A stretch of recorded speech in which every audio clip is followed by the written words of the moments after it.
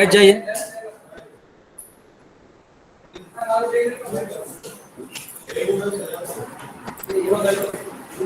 Okay, let's move ahead. The screen sharing has been started. Everyone, please put the attention over here. Shh. Settle down, please. So here we have got few more questions, and this is probably going to be the last session for the time value of money. Effective and nominal rate we are going to discuss, and one more thing will be discussed, and that's gonna be the loan amortization schedule. Why I have told you to bring the laptop for today, the sole reason was we wanted to do this loan amortization schedule by using the Excel functions as well. That's why. Anyway, but that will do once we will do our pen paper calculations. चलो जाते हैं, शुरू करते हैं file के अंदर. Everyone, please be ready with the pen and paper.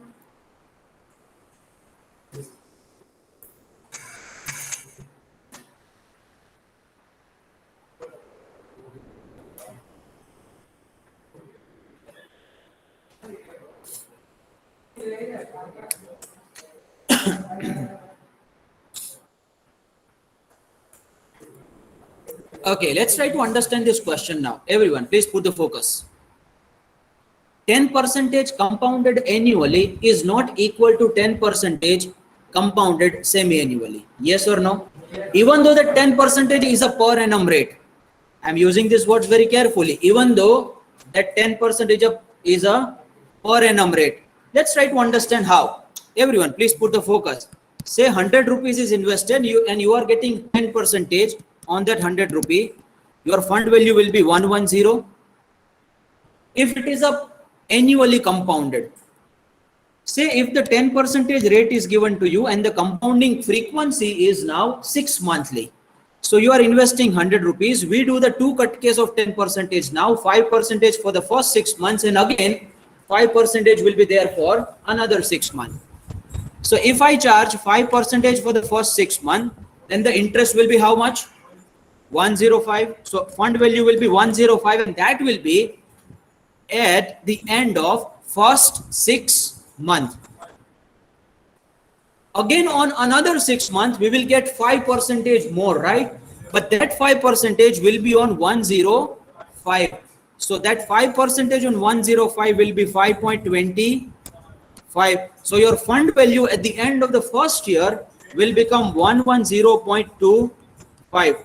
If your compounding frequency was supposed to be annual, my friend, then your fund value was 110. But if your compounding frequency gets converted into 6 monthly with the same rate of 10%, then also the fund value is getting to 110.25, which is higher than the annual compounding frequency. Yes or no?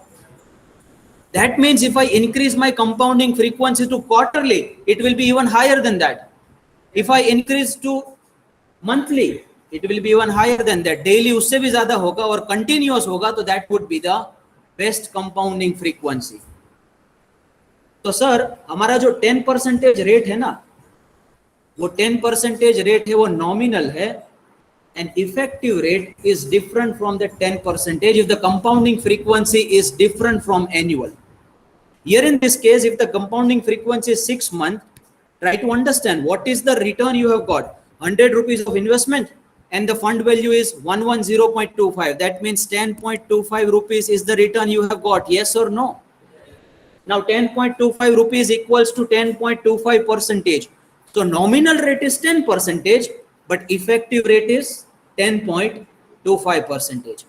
There are few fixed deposits which gives you the options for the different compounding frequency. तो कई बार लोग ऐसे आके confuse हो जाते हैं कि sir 8% per annum compounding में जाना कि 7.9% सेमी एनुअल कंपाउंडिंग में जाना. But I tell you sometimes 7.9% semi annually may be higher than 8% annually if we try to find the effective rate. तो आपको ऐसे कोई ऑप्शन दे कि भैया 10% annual, 9.5 semi annual, 9.3 quarterly or 0.1 monthly. You cannot take the decisions just by looking at the nominal rates. You will have to first find the effective rates to know that which investment avenue is the best one for you. That's why effective and nominal calculations takes place. Let's take the examples. We'll be able to understand in a better way. If the nominal rate is 8% compounded quarterly, then find the effective rate of return for the year. The formula is very, very simple. Let's just write the compounding factor formula. We used to write it like 1 plus r raised to n. Yes or no? Now you will have to just do a simple modification. R is to be divided by number of compounding periods in a year, and n is to be multiplied by number of compounding periods in a year. वही तो करते थे NUT वगैरह की सब formula में, किसी को अगर याद आ रहा हो तो.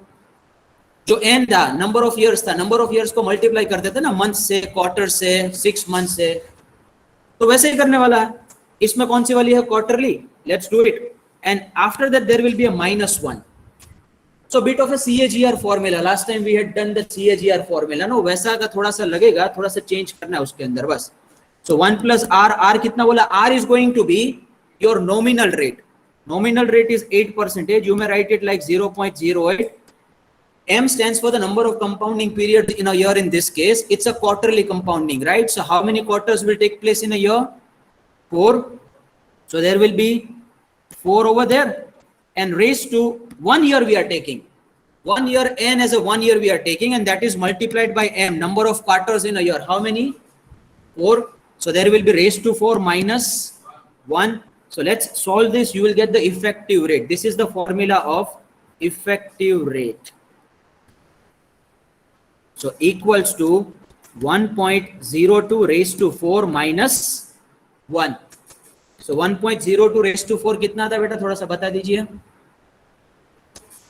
I hope all the online students are getting it.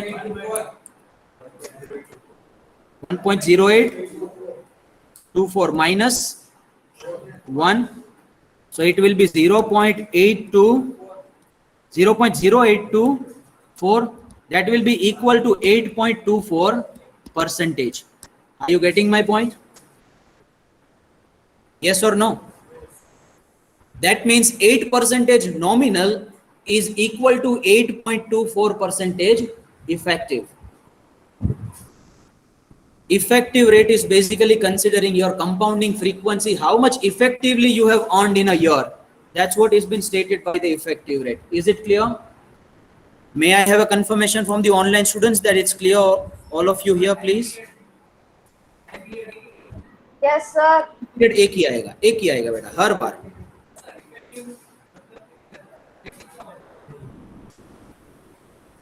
Say 10%. If I tell you that 10% fixed deposit rate you get on a yearly basis, and I tell you that the compounding frequency will be monthly, then the effective rate is not 10% you have got. The amount actually you have earned from that 100 rupees will be much more than the 10% because of the compounding frequency benefit you are taking. That's why it's an effective rate. What is the exact rate of return you have got for the year, not the nominal rate of return? Is it clear? Very nice. Let's go to second question. This is how the investment avenues we get, right? Fixed deposit में जाते हो ना invest करने, तब ऐसे options आते हैं. तो अगर नहीं मालूम होता तो कोई भी ले लेते भाई यार, 8 ले लो, 8.7. तो यहाँ पे कोई क्या बोलेगा, बोला 8 ज्यादा है तो 8 को ले लेते हैं. Possibly 7.9 semi-annually, maybe effectively more than 8% annually. Let's see that. Question number 2. Which one is the better investment avenue from the given nominal rates? 8% compounded annually, 7.9% compounded semi-annually, 7.8% compounded quarterly, and 7.7 compounded monthly. Same का same formula 4 बार use करना है. कितनी बार use करना है? 4 बार. चलो लगा, चल गुरु हो जा, शुरू करते बड़ो. तो अपन का इफेक्टिव रेट आ गया. इधर से शुरू करते हैं. 1 plus r divided by m, ऊपर गया n multiplied by m minus 1. चाचा जी को भूल नहीं जाना है, बड़ा पछताओगे. 1 प्लस आर कितना है? पहला वाला ले लेते हैं. पहला वाला 8% है तो वो तो एनुअली है कंपाउंडिंग फ्रीक्वेंसी. वो करने की जरूरत, कोई लोगों ने वो भी कर लिया होगा. क्या हो गया उनका? वो पार्ट. Very nice. तो अपन शुरू करते हैं दूसरे वाले से. दूसरा है 7.9 compounded semi annually. 7.9 can be written like 0.079 if you divide it by 100. Then number of compounding periods in a year will be how many? कितने आएंगे बेटो? 6 महीने 2, कितने बार आएगा पूरे साल में? 2 बार आता है ना। तो लिख डालना, चिपका डालना, क्यों सोच रहा है? नीचे जाके चिपका डाल 2, ऊपर आएगा n will be 1 and that will be multiplied by 2 because again number of compounding periods will be 2.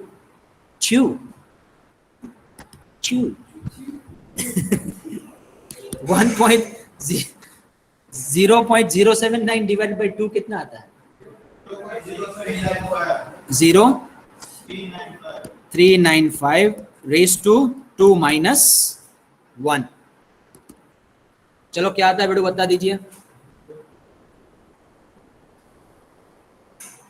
ये सम पीपल बोले सर क्या मैस क्रिएट करके रखा है, बाजू में नंबर ऊपर नीचे अपन किरे। तो ये वाला है ना, देखो ये मैं थोड़ा सा लाइन ड्रॉ कर देता हूँ, नीचे वाले में थोड़ा साफ सुथरा करेंगे काम। इधर है, इधर ये अपना काम चल रहा है अभी। ये रिवर जा रही है ना, और रिवर अपनी है। 1.0806 minus 1, so it will be basically 0.0806, so it will be how much? 8.06%. Yes or no? Others may just cross verify this. Yes sir. अच्छा 056 है तो भाई ने थोड़ा सा उसको अप्रोक्सीमेट कर दिया, चलेगा ठीक। तो 8.6 कंपाउंडेड सेमी एनुअली, तो मतलब अगर आपको कोई बोले कि 8% मैं आपको नॉमिनल देता हूँ ईयरली, तो वो सिलेक्ट करोगे कि 7.9% सेमी एनुअली सिलेक्ट करोगे? लेकिन जिसको मोनोलिथ नहीं हो वो कौन सा वाला ले लेगा? अपने पास तो है ना बेटो। चलो जाते हैं क्वेश्चन, अभी 3 और 2 है ना करना पड़ेंगे। चलो शुरू करते हैं। तो 1 प्लस आर, आर फिर से कितना है? अच्छा अब तीसरे वाले में क्वार्टरली में आर कितना आएगा? 7.8। तो 7.8 में भी रिटर्न लाइक 0.078 डिवाइडेड बाय, एक साल में क्वार्टर कितना आते हैं? वो वाले नहीं, कौन से वाले? 12। ये भाई साहब बोल रहे पता नहीं जी कौन सा नशा करता है। 12 क्वार्टर आते हैं क्या बेटा? उसमें 4 ही आते हैं कि नहीं आते? Divided by 4। ये दीव थोड़ी ना है, राजकोट है, इधर एक ही क्वार्टर होता है। चलो जाते हैं आगे। 1 मल्टीप्लाइड बाय 4। तो शुरू करते हैं 1.0 क्या आता है? 1.0 डिवाइड बाय 4 करोगे तो 0.195 raised to 4 minus 1. What do you get?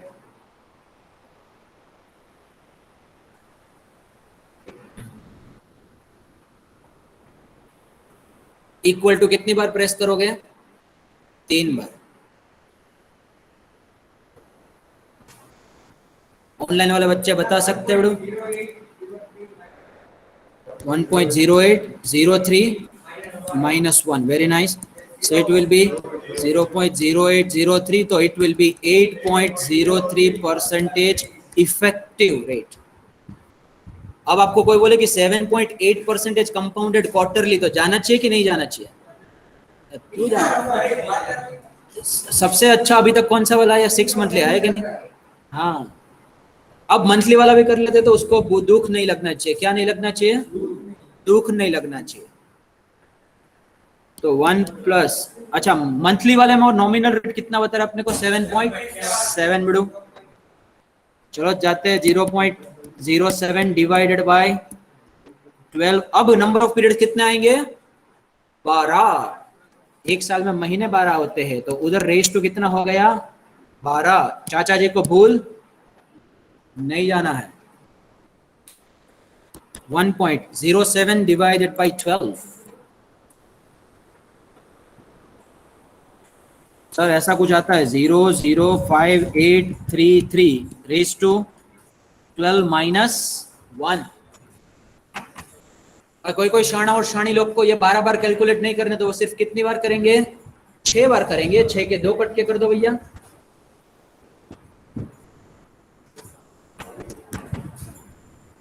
कितना बेटा? चलो मैं ही कर लेता हूं। 7.7। अच्छा है, वेरी नाइस, मजा आ गया। ऐसे ऐसे सोए हुए थे कुछ कुछ लोग, तो सोए हुए थे। 7.7 डिवाइडेड बाई 12 आएगा। सर खड़े खड़े सो रहे हैं तो Sir, 0। answer 1.07222900 minus 1. अच्छा, कोई कोई लोग सीधा ऐसे इम्पेशेंट होके आंसर के ऊपर आ रहे हैं, चलो कोई बात नहीं, ठीक है। 006417। And sir, final answer ठीक is है, 0.072229.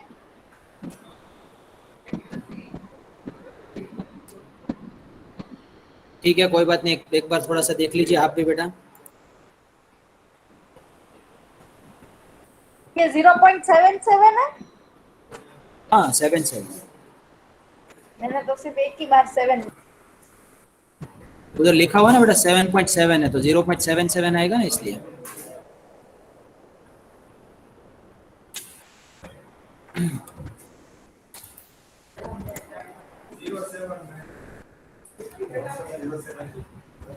So it will be 1.079781 minus 1. So it will be 0.9781. So that will be equal to 7.97%, right? तो ये तो 8 को भी, तो ये तो 8 को भी टच नहीं कर रहा है बेटू। तो सबसे वाला बेस्ट ऑप्शन कौन सा था? 6 महीने में कंपाउंडिंग चाहिए, यस और नो?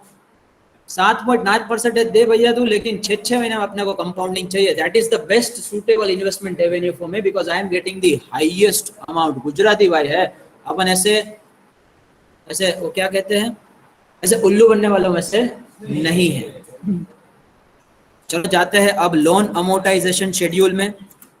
अब यहाँ पे मैं एक ऐसा ट्रिक सिखाऊंगा जिससे आपको प्रेजेंट वैल्यू और फ्यूचर वैल्यू के एन्युटी की कोई भी फॉर्मूलास को रिमेंबर करने की जरूरत नहीं है। अरे सर ऐसा ट्रिक, प्रेजेंट वैल्यू और फ्यूचर वैल्यू के एन्युटीज की कोई भी फॉर्मूला रिमेंबर करने की जरूरत नहीं है। ऐसा वाला ट्रिक है अपने खजाने में पड़ा हुआ। चलो देखते हैं क्या है खजाने के अंदर, समझने की कोशिश करो ध्यान से। Everyone please put the focus. say you are supposed to find the future value of 10,000 rupees, 10,000 rupees of series of investment. Everyone please put the focus. You are investing it for how many number of years? 5 years. Now you used to write one formula for this. I in bracket 1 plus r raised to n minus 1 divided by r. And I used to tell you that this square bracket you have got, no, that is the cumulative compounding factor in the language of mathematics and finance. तो sir ये cumulative compounding factor को find करना ये कोई बड़ी बात नहीं है, कैलकुलेटर से ऐसे इजीली अपन फाइंड कर सकते हैं। तो मैं आपको बात बताऊं, इधर एक्सेल में जाते हैं, इसको है ना अपन single compounding single cash flow treat करें तो 5 बार अपन इन्वेस्ट करते हैं, तो 5 बार मैं लिख देता हूं। एन्युटी का फॉर्मूला नहीं करना है, ठीक है? ऐसा का ऐसे मैं आपको बता रहा हूं, उसको सिंगल कैश फ्लो में ट्रीट करते हैं। तो पहले वाले के लिए आपको कितने का इंटरेस्ट मिलेगा if it is eight the beginning of the year? 5 साल का। दूसरे वाले के लिए 4 का इंटरेस्ट मिलेगा, तीसरे वाले के लिए 3 का, 2 का और 1 का इंटरेस्ट मिलेगा। तो सर कंपाउंडिंग फैक्टर अपन ऐसे कुछ फाइंड कर सकते थे, सिंगल का 1 plus r raise to n. चलो 10% का रिक्वायर्ड रेट ऑफ रिटर्न है तो 1.10 रेज टू 5 आएगा, यस और नो? तो रेज टू आ जाएगा भैया 5। तो सर ने दे दिया रिलेटिव रेफरेंस, बार बार करने की जरूरत नहीं है, कॉपी करके सीधा नीचे पेस्ट करते हो। दूसरे बार में 4 का ले लेगा, तीसरे बार में 3 का ले लेगा। अब इसका जो आपका टोटल है ना, समझ में नहीं आया, उसे कहते 10,000 रुपए भैया तुम इन्वेस्ट करते हो साल के शुरू में, तो 5 साल का इंटरेस्ट मिलना चाहिए पहले साल वाले में। Yes sir. दूसरे वाले में 4 का, तीसरे वाले में 3 का, चौथे वाले में 2 का। Yes sir. और पांचवे वाले में सिर्फ 1 साल का इंटरेस्ट सर ये मिलेगा। ऑर्डिनरी एन्युइटी है ना? नहीं, एन्युइटी ड्यू है, बिगिनिंग है ना, स्टार्टिंग इसलिए ऑफ अपन द ने। Year, sir starting of the year होता है वो एन्युइटी ड्यू, और and of the year ordinary annuity. Very nice. अच्छा, है ना, इसका वही अगर था। अपन, हाँ वही, इसका अगर अपन टोटल करें, क्या करें, टोटल, तो मैंने इसका सम कर दिया, इसका कर दिया टोटल, तो क्या आता है अपना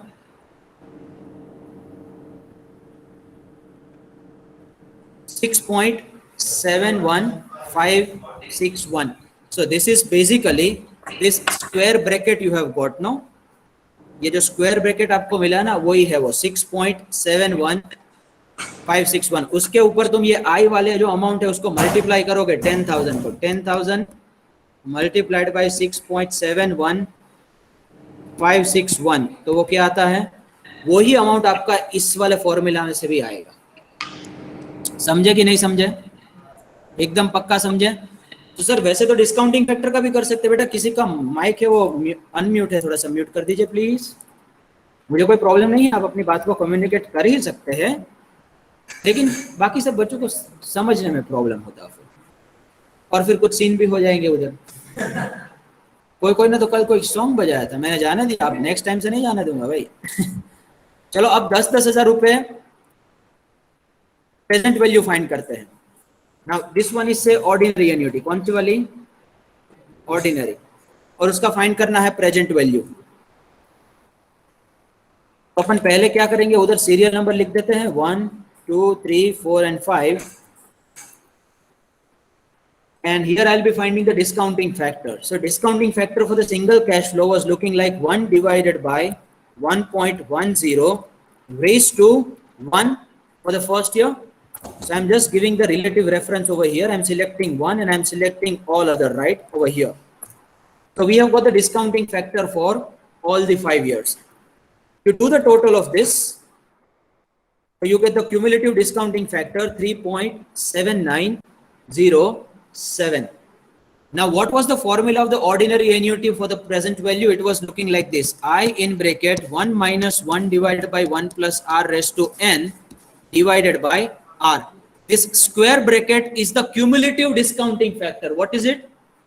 Cumulative discounting factor. So here we have got the cumulative discounting factor. You multiply I 10,000 with that 3.7907, you will get the same answer. Are you getting my point? तो ये सिंगल कैश फ्लो वाला जो technique है ना, उससे अपन annuity के कोई भी सम सॉल्व कर सकते हैं, कोई भी सम सोल्व कर सकते हैं, ऐसे एच की तरह। कैस की तरह? हलवा है, हलवा।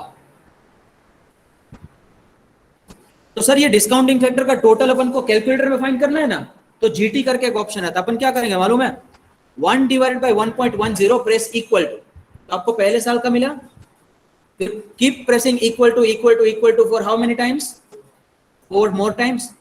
तो आपके पास जो आंसर है ना, फिर आपके जीटी प्रेस करोगे तो सीधा आपका क्युमुलेटिव डिस्काउंटिंग फैक्टर उधर बैठा बैठा हलवे की तरह आ जाएगा। कैसे आ जाएगा? हलवे की तरह आ जाएगा। यहाँ पे तो सब याद रह जाते हैं डायलॉग, ये फॉर्मूला किसी को याद नहीं आ रही थी। सर ये सारी formula according to the name आप एक बार सेंड करोगे?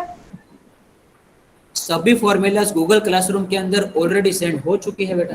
कोई पूछ रहा है कि सेंड करोगे फॉर्मूला?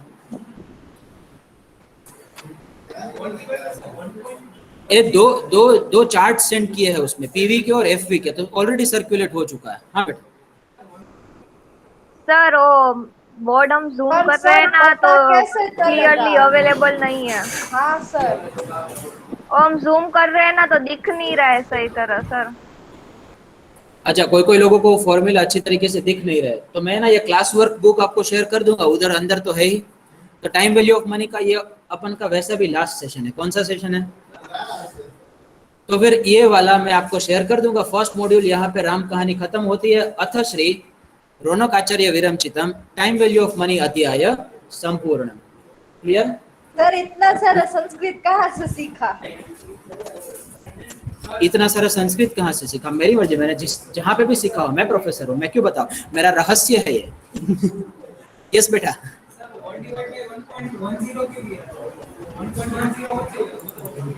डिस्काउंटिंग फैक्टर के लिए 1 divided by 1 plus r raise to n था ना, इसलिए समझे कि नहीं समझे? वाह बेटे वाह। चलो आगे जाते हैं। अब है अपना लोन अमोर्टाइजेशन शेड्यूल देख लेते हैं। Mister Ronaldo wants to purchase one soccer ball manufacturing company in Pakistan. हंसी, मेरे को भी हंसी आई थी, लेकिन फिर मैंने देखा कि सॉकर बॉल मैन्युफैक्चरिंग की इंडस्ट्री सबसे बड़ी कहाँ है, वो पाकिस्तान में। मेरे को भी रावलपिंडी में, लाहौर में और कराची में सबसे ज्यादा सॉकर बॉल मैन्युफैक्चर होते हैं। अब पता नहीं, आप देखना, आप थोड़ा सा रिसर्च कर लीजिए। To acquire that company he will take the loan of 50 lakhs USD। Millionaire है भाई, रोनाल्डो है, अपने कोई चंदूलाल बंदूलाल नहीं, for 5 years। The interest is 8% and installment will be paid yearly. Prepare the loan amortization schedule. Now the amount of loan is basically the PV. Now we can use that formula. We will be finding the loan amortization schedule by the two assumptions. One is once the installment is paid on a beginning of the year, and in the second one the installment will be paid at the end of the year. तो दूसरे को बुरा लग जाएगा कि हर बार मेरी बारी कौन सी आती है, दूसरी। तो दूसरे को क्या कर लेते हैं, पहला ले लेते हैं। ऑर्डिनरी एन्युटी वाला अपन पहले करते हैं। तो लोन अमोर्टाइजेशन शेड्यूल सर किसे कहते हैं? When you take the home loan and various types of vehicle loan and many other business loans too, then the bank and financial institutions gives you one schedule that these are the number of periods you will be paying this much of an installment. In that installment, this much of a principal repayment will be there and this much of a interest will be there. This is the closing balance of your loan. और कई बार लोगों ने सुना भी होगा कि sir शुरू में है ना इंटरेस्ट ही कटता है। तो शुरू में ओपनिंग बैलेंस भी ज्यादा होता है, इसलिए इंटरेस्ट भी ज्यादा कटता है। तो आपका जो इंस्टॉलमेंट अमाउंट पे करते तो आपने सुना होगा कि सर पहले के कुछ सालों में तो इंटरेस्ट ही खत्म हुआ, लोन में तो कुछ फर्क पड़ा ही नहीं।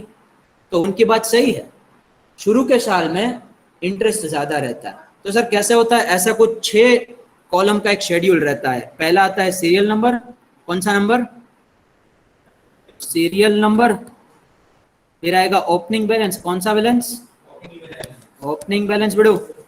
फिर आएगा अपना इंस्टॉलमेंट अमाउंट। कौन सा अमाउंट? Installment amount. अच्छा, इंस्टॉलमेंट अमाउंट के 2 पार्ट पड़ेंगे।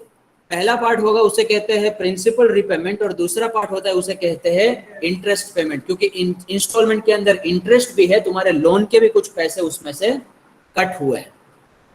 तो भैया इंस्टॉलमेंट के 2 पार्ट है। पहला है प्रिंसिपल रिपेमेंट और दूसरा है इंटरेस्ट। और लास्ट में आएगा आपका क्लोजिंग बैलेंस। क्या आ जाएगा? Closing balance. जिनको नहीं समझ में आ रहा वो सिर्फ अभी लिख ले, 5 मिनट के अंदर सब कुछ क्लियर हो जाएगा, अपन का गारंटी है बेड़ो। ये इंस्टॉलमेंट अमाउंट है वो तो सेम ही रहेगा पांचों साल में। तो इंस्टॉलमेंट अमाउंट को अपन फाइंड कर सकते हैं फॉर्मूला यूज करके अपना। चलो जाते हैं फॉर्मूला यूज करते हैं। फॉर्मूला यूज करते हैं, ऐसा कुछ फॉर्मूला आता था, PV equals to I in bracket 1 minus 1 divided by 1 plus R raised to n. This is the ordinary annuity formula because we are right now making the installments at the end of the year, divided by R. अब जाता है I अपने पास है नहीं। PV is the amount of loan we have taken, that has been taken by Mr. Ronaldo. How much? 50 lakhs USD है भैया, USD। तो I को अपन क्या रखेंगे?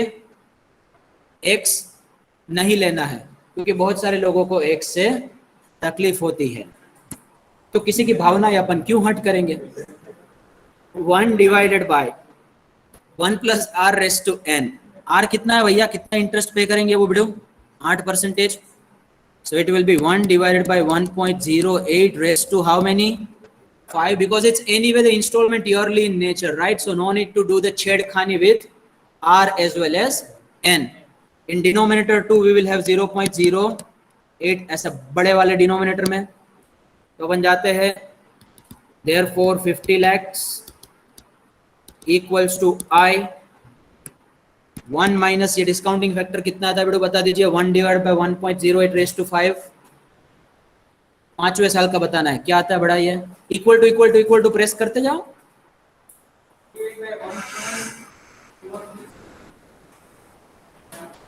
1.4693. 1.4693। चलो इसको कैलकुलेटर में कैसे फाइंड करना डायरेक्टली वो भी बताता। कंपाउंडिंग फैक्टर नहीं लेना हो, सीधा डिस्काउंटिंग फैक्टर। तो 1 डिवाइडेड बाय 1.08 करो equal to 1 divided by 1.08 equal to press करो। अब और 4 बार और इक्वल टू प्रेस करो, और कुछ नहीं करना, इक्वल टू प्रेस करते रहो करते रहो करते रहो।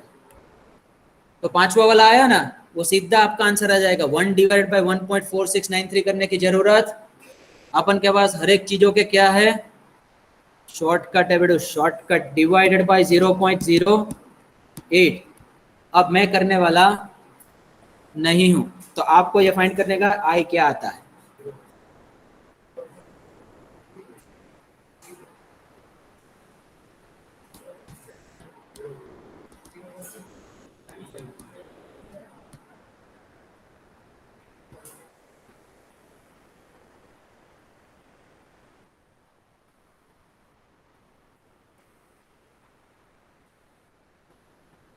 .6805। Others will just cross verify this.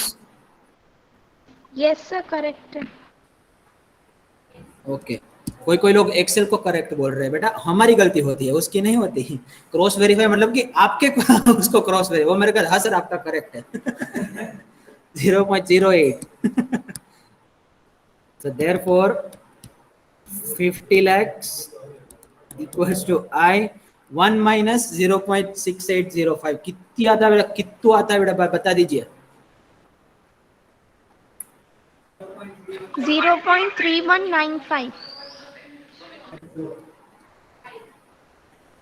अच्छा 9, उसका 5 के बाजू में ना 8 था, तो अपन उसको 6 ले लेते, ठीक है। तो ये आ जाएगा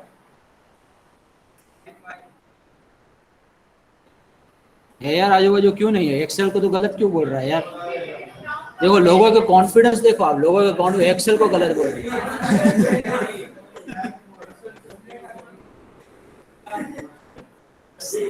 तो साइंटिफिक कैलकुलेटर से भी एक स्टेप ऊपर है भैया, एक्सेल है वो। चलो ठीक है। 4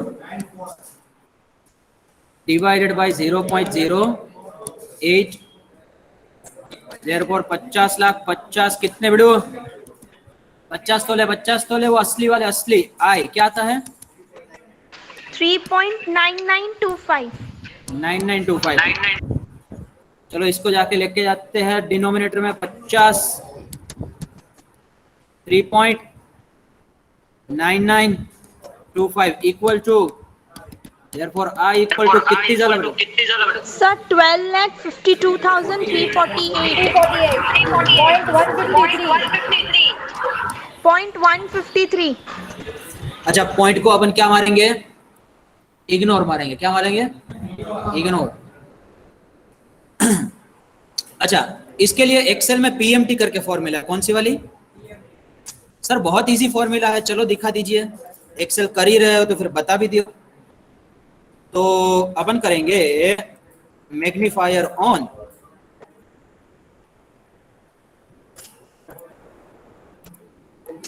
everyone please put the focus. It starts with a sign of equal to PMT, opening the bracket, the first thing is the rate will be 8%, comma, the next will be number of periods which will be 5, comma, next is the PV is the amount of loan we have taken, 50 lakh रुपए असली वाला 50 लाख लिख डालो बेटो, comma, FV कुछ अपने पास है नहीं उधर रख देते हैं 0, कॉमा, टाइप कौन सा है, ऑर्डिनरी है कि एन्युटी है, ऑर्डिनरी है, ड्यू वाला होता तो 1 लिखते हैं, ऑर्डिनरी है इसलिए 0 लिखेंगे बेटो। 0 फिर से उधर चिपका डालो, closing the bracket, pressing the enter, 12,52,282।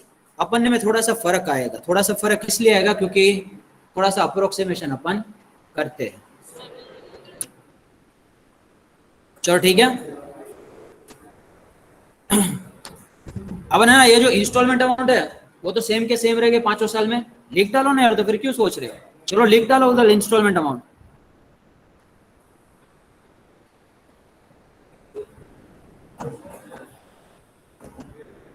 One, 2, 3, 4 and 5. I wanted to do it in Excel today itself, but I don't think it will be possible today. Installment amount लिख डालो, कोई बात नहीं, एक बार और थोड़ा सा सेशन एक्सटेंड कर लेंगे नेक्स्ट टाइम। कितना है बताओ ना मेरे को। 12, 52, 348. 348. Installment amount is going to be same for all the 5 years. Just copy and paste it down. 1252, 348, 1252, 348, 1252, 348 and 1252, 348. अपन ने जब लोन लिया था शुरू में, तब ओपनिंग बैलेंस कितना था? 50 लाख रुपए। लिख डालो बेटू 50। Now on that 50 lakhs, if you charge 8% interest, how much? That will give you the amount of interest. So that will be how much? 40 lakhs. lakhs. 4 lakhs. 4 lakhs. 50 lakh के 8% 40 lakhs बोल रहे, बोलो लोग इधर में। 4 lakhs, sir. Sorry, by mistake. तो मैं भी मजाक ही कर रहा हूँ बेटा, ऐसे ऐसे दिल पे लेने का नहीं। सर ये नहीं समझ आया, इंटरेस्ट कैसे लिया? जो ओपनिंग बैलेंस है उसके ऊपर 8%। कितना परसेंटेज बेटू? 8%, क्योंकि 8% से लोन लिया हुआ ना, तो अपना 50 लाख रुपए देना अभी बाकी है, तो उसके ऊपर 8% लगेगा, तो 4 लाख रुपए लग जाना यार। ऐसे क्यों मेरे सामने देख रहे हो यार? तो इंस्टॉलमेंट का आपने टोटल ले लिया, उसमें से इंटरेस्ट लेस करोगे तो बाकी का अमाउंट क्या आएगा? That will be basically the amount reduced from your loan account. Installment is anyway you are going to pay. Sir ये Yes. ओपनिंग बैलेंस में 8% किया इसलिए 4 लिखा है। Right? अब उसके बाद आपने क्या बोला? The amount of total installment you pay, from that if you reduce the amount of interest, the remaining money will be basically the principal repayment. Yes or no? Okay समझ में आ गया। So that will be 852, 348. That means this much of a money will be deducted from your loan outstanding balance. Your loan outstanding balance was 50, उसमें से 852, 348 less करोगे तो क्या आता है क्लोजिंग बैलेंस बिडू? So that means closing balance will be opening minus principal repayment. पहले साल का 50 लाख रुपए देना था, उसमें से लोन में से आपने निकाल दिया 852, 348. So this is the remaining amount to be paid in the loan. How much बिडू बता दीजिए बेटा? 41, 47, 652. अब दूसरे का, पहले का क्लोजिंग मतलब दूसरे का ओपनिंग बिडू। तो पहले का क्लोजिंग है मतलब दूसरे साल का, वो हो गया अपना ओपनिंग 41, 47, 652। अब इसके ऊपर कितना परसेंटेज इंटरेस्ट लगेगा? 8%। तो 41, 47, 652 के ऊपर 8% लगा दो, तो तुम्हें दूसरे इंस्टॉलमेंट में से इंटरेस्ट का पोर्शन कितना है वो क्या बढ़ जाएगा? मालूम पड़ जाएगा। बता दीजिए कितना आता है बेटू? 331,812.60. 812. From the installment amount, if you reduce your interest amount, you get principal repayment. Loan का कितना जमा हुआ वो मालूम पड़ा ना अभी? तो लोन का कितना जमा हुआ बोल दीजिए बच्चों, कितना है?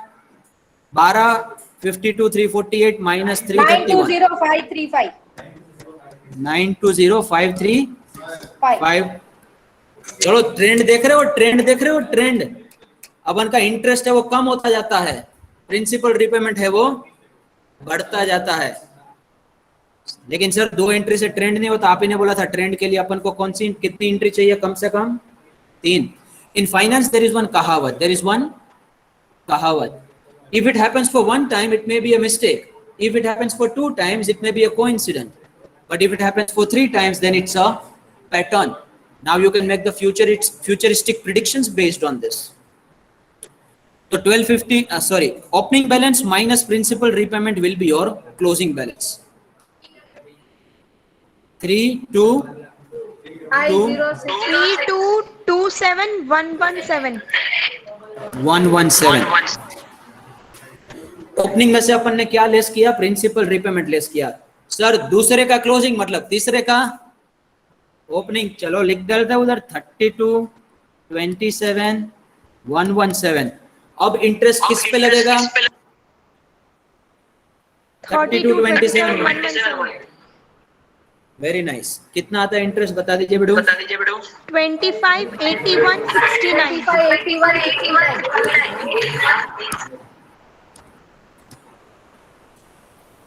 Now if you reduce the interest from installment, what do you get? Principal repayment, yes or no? तो 12,52 348, 48 का हिंदी नहीं आया minus 994178. okay, reduce this principal repayment from your opening balance, you get the closing balance.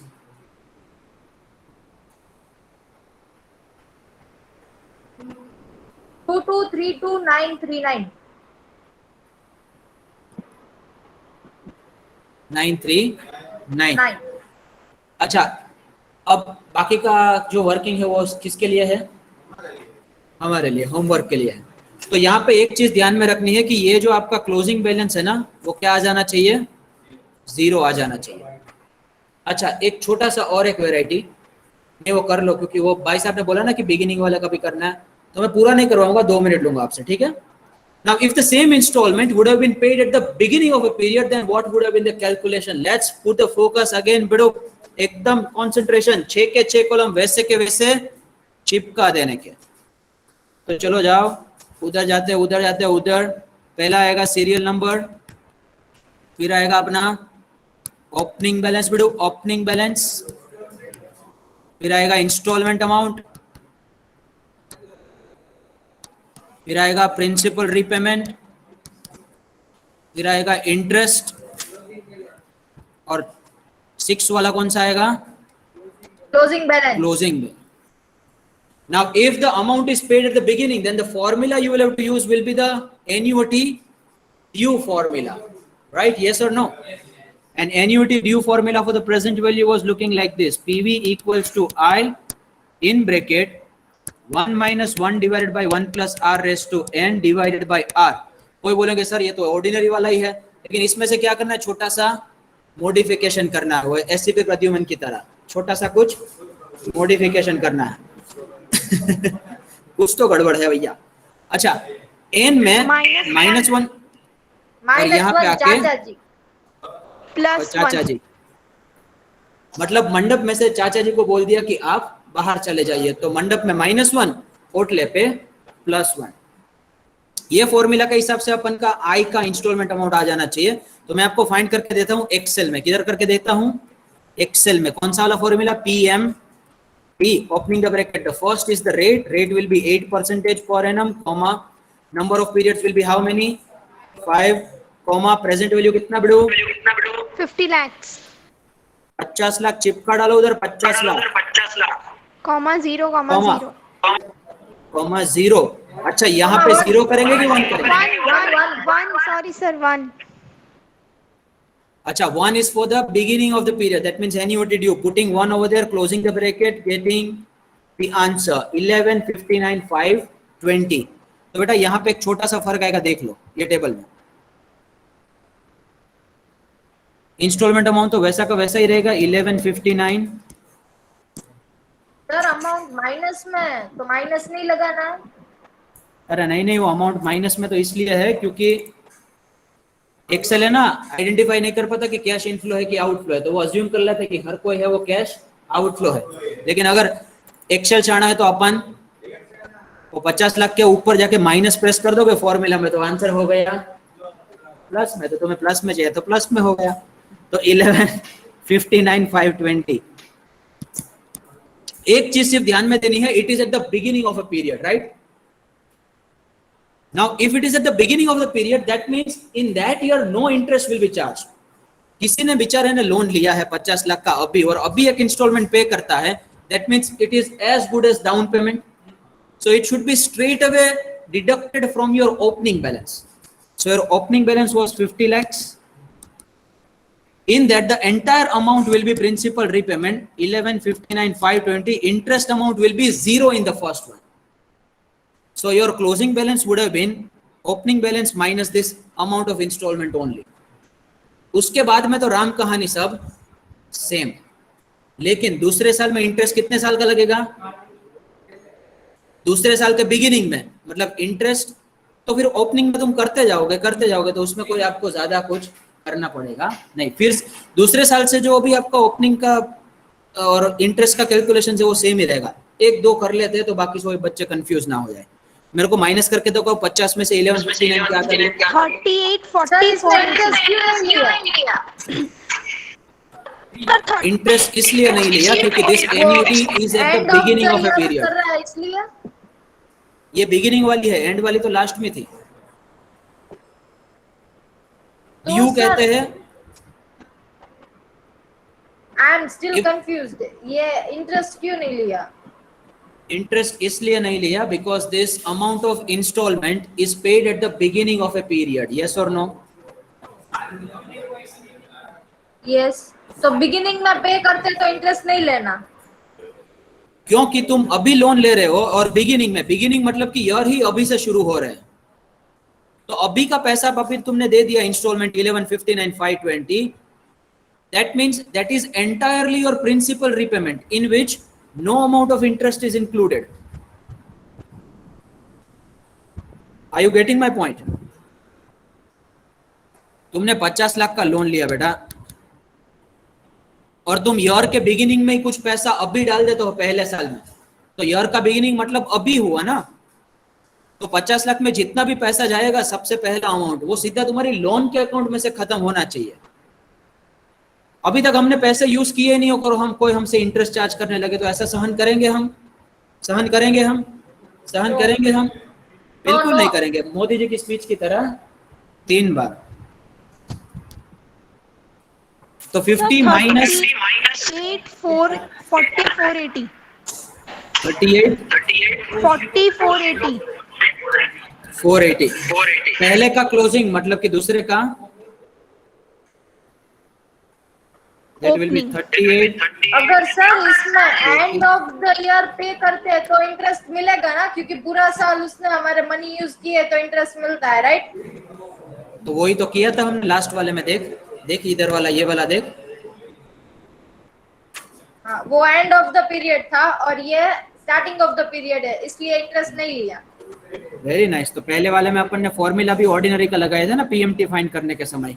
दूसरे वाले में अपन ने आई PMT find करने के समय एन्युटी ड्यू का फॉर्मूला लगाया। Okay okay okay. Annuity due means end of the, नहीं, starting of the period and ordinary end of the period. वो दोनों में Very बहुत nice. कंफ्यूजन हो जाता है। तो बेटा कंफ्यूजन नहीं करना है अपने को। कंफ्यूजन क्यों करते हैं फिर? थोड़ा सा practice makes a man perfect. Some womanist will be like man perfect, it should be making the person perfect. तो practice makes a person perfect अपन ने मॉडिफाई कर दिया।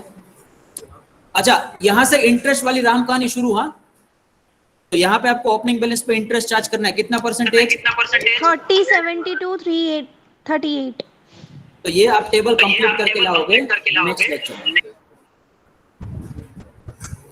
ओके चलो, next lecture we will do one big Baahubali. ये तो चिंटू kind of a question था। कौन सा काइंड ऑफ? चिंटू kind of. Only 5 installments were there. Next lecture we will take the bahubali kind of a question where 15 number of years will be there and the amount of installments will be monthly in nature. So that will be including many number of installments. We will do it in the Excel. Thank you so much. That's it from my side. Please put your enrollment number as a mark of your attendance. I am really sorry I have stretched it for 2-3 minutes more.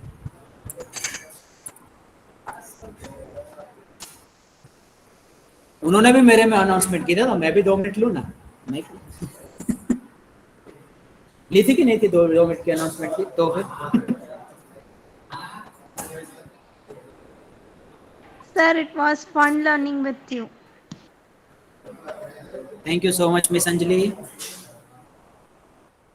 Same here.